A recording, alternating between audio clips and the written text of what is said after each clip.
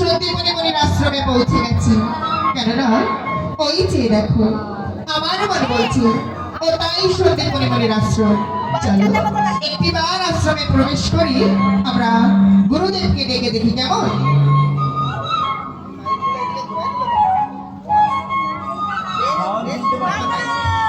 বেশ সুদামা, তবে তাই হবে।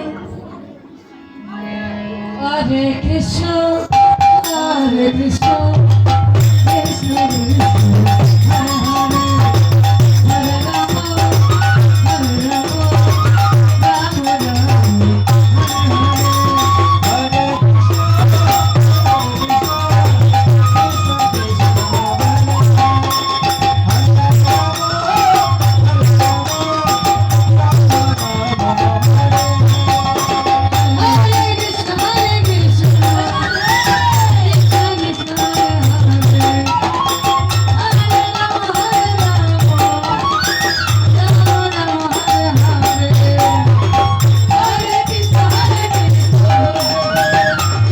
কৃষ্ণ হরে হরে হরে রাম হরে রাম রাম রাম হরে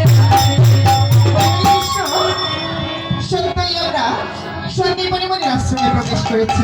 তবে ওই যে দেখো গুরুদেব যে আমাদের ধ্যান যোগে মগ্ন হয়ে আছে।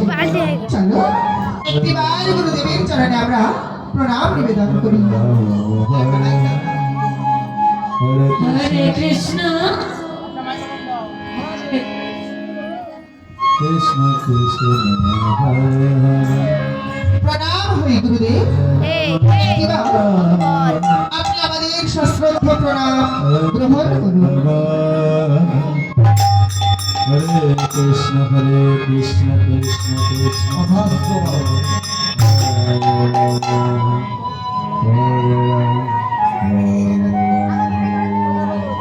দেখবেন ঈশ্বর কৃষ্ণ জনিতাই জনিতাই। শুনুন গুরুদেব, আমি সুধামা আর এই হলো আমার বন্ধু শ্রীকৃষ্ণ। আমরা আজ আপনার আশ্রমে কেন এসেছো? আমরা যে আপনার কাছ থেকে দীক্ষা গ্রহণ করতে চাই। তোমরা দীক্ষা গ্রহণ করবে, তাই হবে ভালো। আমি শুনুন,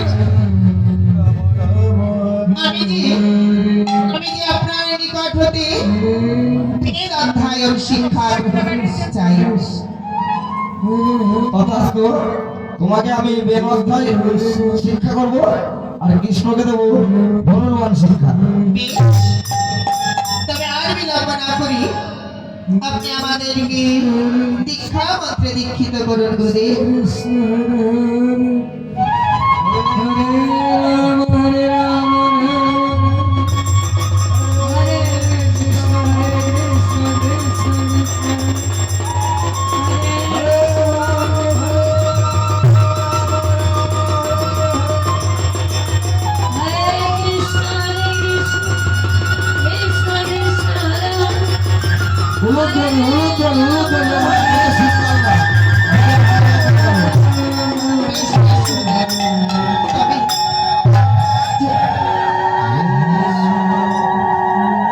আজ হতে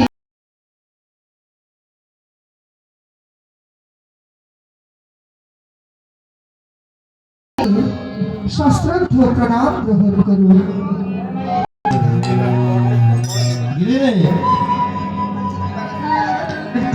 আসো, কৃষ্ণ হরে কৃষ্ণ কৃষ্ণ কৃষ্ণ। যেহেতু আজ আমি কৃষ্ণ ও সুদামাকে দীক্ষা দান করেছি, তুমি ওদের সেবার ব্যবস্থা করো।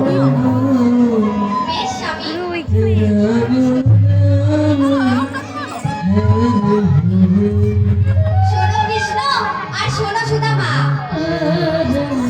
বলে মাতা, আজ তুমি আমাদেরকে যাহা করতে বলবে আমরা যে তাই করব।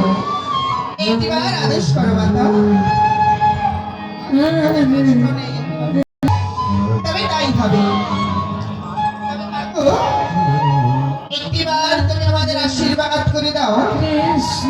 তোমার আজ্ঞা যেন আমরা অক্ষরে অক্ষরে পালন করতে পারি।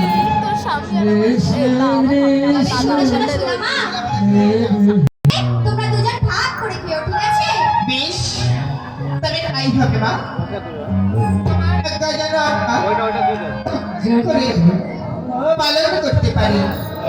তাই আজ গুরু মায়ের দেওয়া ছোলা ভাজা নিয়ে কৃষ্ণ এবং সুধামা চললেন বৃন্দাবন মাঝে কাষ্ঠ সংগ্রহ করতে।